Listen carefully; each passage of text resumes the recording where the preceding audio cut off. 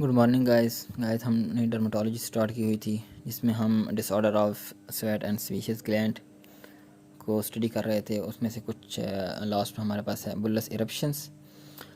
बुल्लस eruption को हम दो में डिवाइड करते हैं, पम्फिगस वल्गैरिस और बुल्लस पम्फिगॉइड।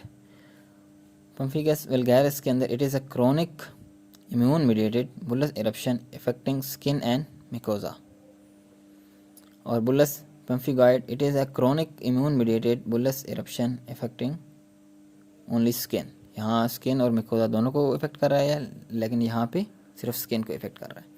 इटोलॉजी दोनों की सेम है, ऑटो इम्यून डिजीज़ है। पैथोजेनेसिस भी दोनों की सेम है, टाइप 2 हाइपर सेंसिटिविटी रिएक्शन, और यहाँ भी टाइप 2 हाइपर सेंसिटिविटी रिएक्शन है। यहाँ भी आईजीजी एंटीबॉडीज़ फॉर्मेशन हो रही है, यहाँ भी आईजीजी एंटीबॉडीज़ की फॉर्मेशन हो रही है, लेकिन यहाँ पे IgG antibodies against prickle cell layers epidermal bullous. यहाँ पे antibodies IgG antibodies against basal cell layer of skin basement membrane जो है ना उसके खिलाफ हो रही है, एपिडुरल बेसमेंट मेम्ब्रेन। ठीक है। क्लिनिकल फीचर के अंदर दोनों में जो है ना फीमेल के अंदर दोनों कॉमन है मेल्स, और इसकी जो एज है 30 to 5 ईयर्स में मोस्ट कॉमन है, लेकिन बुल्लस पम्फिगॉइड जो है ना वो 40 to 60 ईयर के एज में कॉमन है। 3:1 है, फीमेल के अंदर ज़्यादा कॉमन होती है। अब हमारे पास साइट आ जाती है पम्फिगॉइड पम्फिगस वल्गैरिस और बुल्लस पम्फिगॉइड।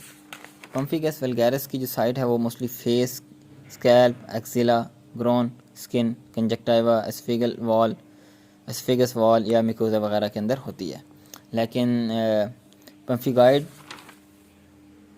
बुल्लस पम्फिगॉइड इसकी जो मेन कॉमन साइट है वो लेम्स हो सकते हैं, बेसमेंट मेम्ब्रेन हो सकती है, फ्रंटल ऑफ लेम्स हो सकते हैं। मॉर्फोलॉजी क्या है, दोनों के अंदर बुल्लस इरप्शंस हो सकती है। लेकिन पम्फिगस वल्गैरिस और बुल्लस पम्फिगॉइड, पम्फिगस वल्गैरिस के अंदर जो मेन यहाँ जो हम डायग्नोज कर सकते हैं वो ये है कि लार्ज मॉर्फोलॉजी के अंदर large fluid field eruptions soft होंगे, फ्रिजाइल होंगे, मोबाइल होंगे, और यहाँ पर एक साइन होता है निकोल की साइंस, इजीली रैप्चर हो जाएंगे। ये हमारे पास क्या होंगे पम्फिगस वल्गैरिस के अंदर। और दूसरा हमारे पास बुल्लस पम्फिगॉइड, इसके अंदर हमारे पास hard, tense, immobile, not going to rupture. दोनों की ट्रीटमेंट सेम है, प्रेडनिसोलोन देंगे, लेकिन पम्फिगस वल्गैरिस के अंदर जो है ना प्रेडनिसोलोन जो है ना हाईएस्ट डोज के अंदर देंगे 2 मिलीग्राम पर केजी पर डे। लेकिन यह बुल्लस पम्फिगॉइड के अंदर हम प्रेडनिसोलोन की जो डोज होगी 1 मिलीग्राम पर केजी पर डे। ये हम इन दोनों की ट्रीटमेंट हो गई। फिर इसके बाद आती है हमारे पास skin diagnosis. Skin diagnosis which should not be missed at any cost. किसी भी कीमत पे इनको मिस नहीं करना चाहिए। क्यों? क्योंकि स्किन मेलिग्नेंसीज हैं। Number 1, basal cell carcinoma. It is the malignant tumour arising from the basal cell layer of skin. जो पहली लेयर होती है ना, इनसाइड टू आउटसाइड हम जा रहे थे, तो जो पहली लेयर होती है उसको क्या, कौन सी लेयर थी? Basal cell layer. उस लेयर का जो अगर मेलिग्नेंसी होगी तो उसका क्या नाम देंगे? Basal cell carcinoma. Risk factor के अंदर हमारे पास अल्ट्रावायलेट रेज एक्सपोजर हो सकता है, ओल्ड एज हो सकती है, साइट हमारे पास face, mostly fair colour people जो होते हैं ना उनके अंदर होती है, चीक पे बहुत ज़्यादा कॉमन होती है। मॉर्फोलॉजी में स्टार्ट एट नोडुल्स, फिर अल्सर में चेंज होगा, फिर पेरली नोडुल्स एजेस बनेंगे, फिर irregular in shape and pigmentation and telangiectasia. Locally invasive underlying bone and cartilage. Locally जो है इन्वेस्ट कर लेगा अंडरलाइंग बोन को या कार्टिलेज को, रेयरली मेटास्टेसाइज।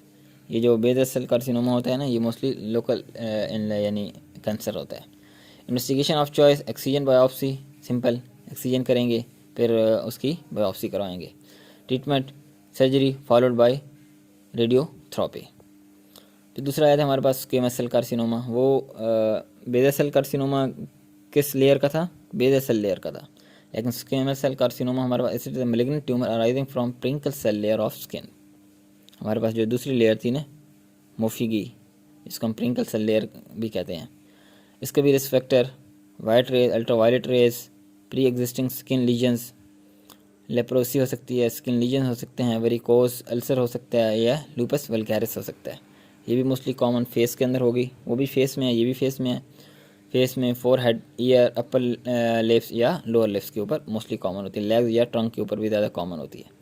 मॉर्फोलॉजी, मॉर्फोलॉजी के अंदर ये हमें कैसे नज़र आएगी? कॉलीफ्लावर लाइक मैस, वो हमें कैसे नज़र आ रही थी? अल्सर पियरली नोडुल एजेस, ये कौन सी है? Cauliflower like mass later on ulcerate and rolled out edges rarely metastasise, वो भी रेयरली मेटास्टाइज है, ये भी रेयरली मेटास्टाइज है। उसके अंदर भी इन्वेस्टिगेशन एक्सीजन करेंगे और फिर उसकी बायोप्सी करवाएंगे। ट्रीटमेंट वही सर्जरी प्लस रेडियोथेरेपी। इसके बाद आया था malignant melanoma. Malignant melanoma, melanoma से याद करें, एक malignant tumour arising from melanocytes. Melanocytes हमारे पास जो हमारे कलर स्किन का जो कलर होता है ना, वो मेलानिन की वजह से होता है। उसकी वहाँ से अगर मेलिग्नेंट ट्यूमर राइज हो रहा है तो उसका हम क्या नाम देंगे? Malignant melanoma. रिस्क फैक्टर के अंदर अल्ट्रावायलेट रेज हो सकती हैं, फेयर स्किन हो सकती है, क्लिनिकल फीचर में चेंज इन साइज, शेप और colour of pre existing moles. कोई भी पहले कोई पुराना मोल्स है तो उसके प्री एग्जिस्टिंग मोल की वजह से भी ये मोस्टली कैंसर हो सकता है। It is the malignant melanoma until proven otherwise. अगर वो एग्जिस्टिंग मोल है और उसके अंदर कुछ चेंजिंग आ रही हैं तो वो क्या होगा? मेलिग्नेंट मेलेनोमा ही होगा। Development of new changing pigmented lesion on skins. White race के अंदर मोस्टली ज़्यादा कॉमन होता है क्योंकि उनके अंदर मेलानोसाइट्स बहुत कम होते हैं। जो हमारे अंदर वाइट एरिया के जो पीपल होते हैं ना, अंग्रेज़ वगैरह, उनमें ज़्यादा ये कॉमन होता है। Ultraviolet rays rapidly metastasise होगा। जो हमारे पास बेजल सेल और दूसरा हमारे पास कौन सा था? Squamous cell.